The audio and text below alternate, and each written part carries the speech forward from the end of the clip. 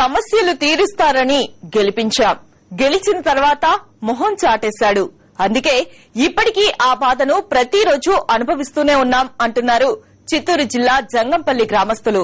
ఇంతకీ వారు గెలిపించింది ముఖ్యమంత్రిగా పనిచేసిన కిరణ్ కుమార్ రెడ్డిని. ఇక వారు ఎదుర్కొనే సమస్య ఏమిటంటారా?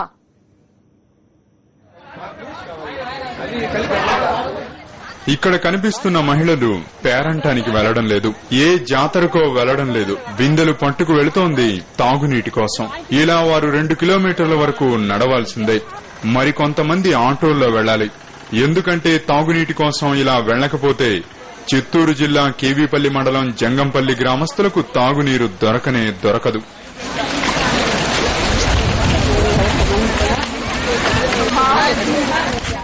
కరెంటు వచ్చిందని తెలిస్తే చాలు, ఇలా బిందెలతో పొలం గట్ల వెంబడి వెళ్లిపోతారు.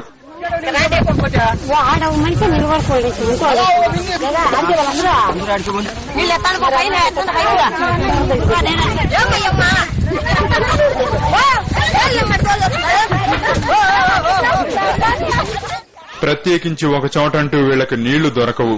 ఏ రైతు దయతలిస్తే అక్కడే ఆ రోజు నీళ్లు పట్టుకుంటారు. కానీ మీరు దయవంచి మాకు ఒక బోర్ పంపించాలని కోరుకుంటాను. మీరేమి డబ్బులు పెట్టి మాకు ఇవ్వద్దు, కానీ మా సొంత బోర్ మేము వేసుకుంటా అంటే వానికి లంచం ఇవ్వాలని రాత్రి వచ్చి అబ్జెక్షన్ చేసినాడు. అధికారులను పోతే వాళ్ళు ఓట్ల కోసం సీట్ల కోసమే వస్తారు కానీ మీ పరిస్థితి ఏమి, మీకు నీళ్లుండాయా లేవా అనుకోరు. వాళ్ళ అవసరం తెలిపోతే వాళ్ళు వెళ్ళిపోతారు. కానీ మా పరిస్థితి ఎవరు చూసేది? మా దగ్గర రాజకీయ నాయకులు ఓట్లకు మాత్రం వస్తారు, ఓట్లకు వస్తారు, ఓటు వేయండి అంటారు, మళ్ళీ మీ తరపు రారు. మీరేమి ఎట్లుండారు, ఏమి మీ పరిస్థితి ఏమి, మీరు తింటారా, నీళ్లు తాగుతారా లేదా అనేది ఎవరు అడగరు. మమ్మల్ని ఓట్ల వరకు చూసుకుంటారు, పోతా ఉంటారు. ఇది మా పరిస్థితి. అప్పుడు మేమేం చేయాలి? అధికారులు కూడా ఎవరు పట్టించుకోవాలి. ముఖ్యమంత్రిగా పనిచేసిన కిరణ్ కుమార్ రెడ్డి నియోజకవర్గం పరిధిలో ఉన్న ఈ గ్రామానికి ఆయన ఏనాడూ రాలేదని స్థానికులు ఆరోపించారు. అందుకే మా సమస్యలను ఎవరూ పట్టించుకోవడం లేదని, దీంతో మా సమస్యలు తీర్చే యువనేత కోసం ఎదురు చూస్తున్నామని గ్రామస్తులు ధీమాగా చెప్పారు.